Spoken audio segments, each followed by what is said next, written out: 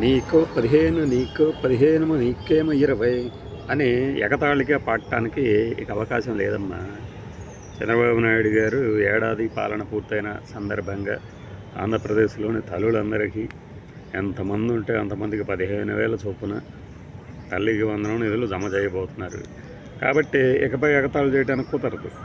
మనం గత వీడియోల్లో కూడా చెప్పింది అదే. సంవత్సరం ఏమీ ఇవ్వలేదు, రాబోయే 4 ఏళ్ళు కనుక ఇస్తే కూటమిని మళ్ళీ అడుగుతారేమో ప్రజలు, పాస్ మార్కులు వేస్తారేమో, డిస్టింక్షన్ ఇస్తారేమో, ఏమైనా జరగవచ్చేమో. అయితే మరి ఇవన్నీ 5 ఏళ్ళు ఇచ్చిన వాడిని మర్చిపోలేదా అనొచ్చు. 2 ఇయర్లీ 2 కామెంట్ ఏంటది?